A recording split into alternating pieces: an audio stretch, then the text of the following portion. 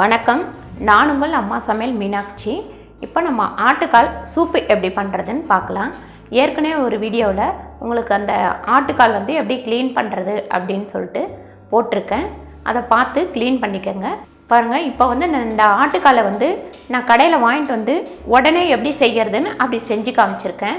ஒன்றும் இல்லை, நம்ம ஆட்டுக்கால் எப்போவுமே முன்னாள் நைட்டு நல்லா வேக வச்சு மறுநாள் செஞ்சால் தான் நல்லாயிருக்கும்.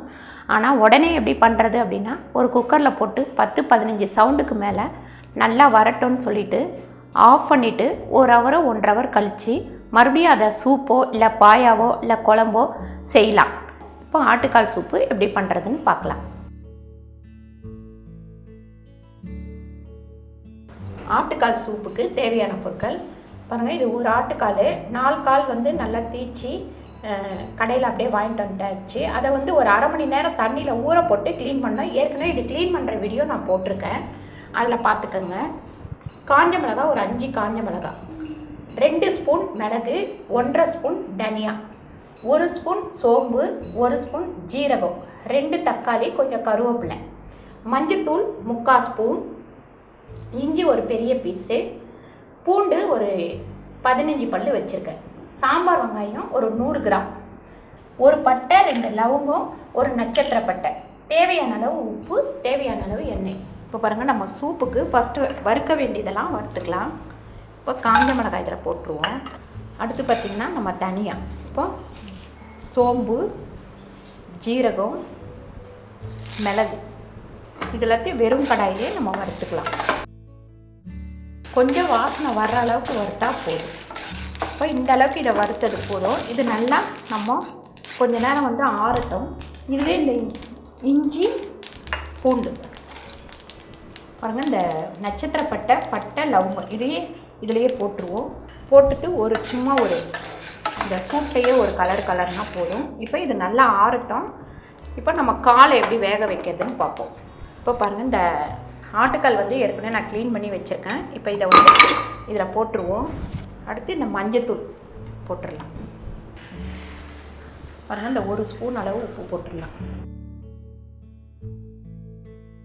3 டம்ளர் தண்ணி ஊற்றி நல்ல ஒரு 10லேருந்து 12 சவுண்டு வரட்டும்.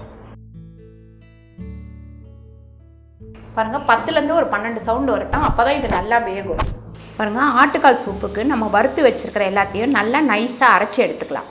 பாருங்கள், நல்லா நம்ம வறுத்து வச்சுருந்த மசாலா எல்லாத்தையும் இப்போ ஆட்டுக்கால் சூப்புக்கு அரைச்சி எடுத்து வச்சுருக்கேன். இப்போ இந்த குக்கரை இறக்கி நம்ம கீழே வச்சிடலாம். 12 சவுண்டுக்கு மேலேயே வந்துருச்சு.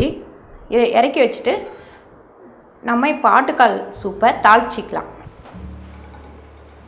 பாருங்கள், ஒரு 2 ஸ்பூன் அளவு எண்ணெய் போட்டுக்கலாம். எண்ணெய் நல்லா காயட்டும். கருவேப்பிலை போட்டுக்கலாம். இப்போது நம்ம சின்ன வெங்காயம் போட்டிருக்கோம். இது கொஞ்சம் நல்லா வதங்கட்டும். பாருங்கள், இப்போ இந்த தக்காளி போட்டுடலாம். நம்ம ஏற்கனவே சூப்புக்கு நம்ம கால் வேக வைக்கும் போதே உப்பு போட்டுட்டோம். இப்போ இந்த மசாலா வரைக்கும் போடுறதுக்காக கொஞ்சம் உப்பு போடுறேன். பாருங்கள், இந்த அரைச்ச மசாலாவை இதில் கலந்துடலாம்.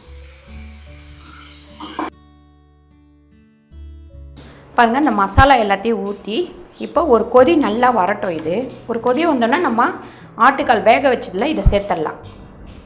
பாருங்கள், இது இவ்வளோ திக்காக இருக்குதுன்னு யோசிக்காதீங்க. ஏன்னு கேட்டால் நம்ம ஆட்டுக்கால் வேக வைக்கும் போது ஒரு 3 டம்ளர் தண்ணி ஊற்றிருக்கோம்.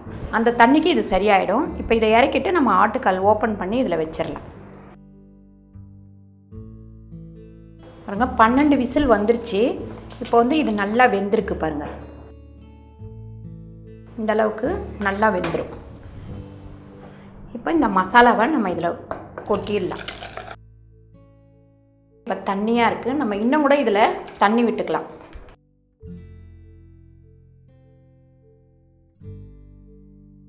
இது இப்போ ஒரு 10 நிமிஷம் கொதிக்கட்டும். நல்லா ஓப்பன் பண்ணியே வைங்க, நல்லா கொதிக்கட்டும்.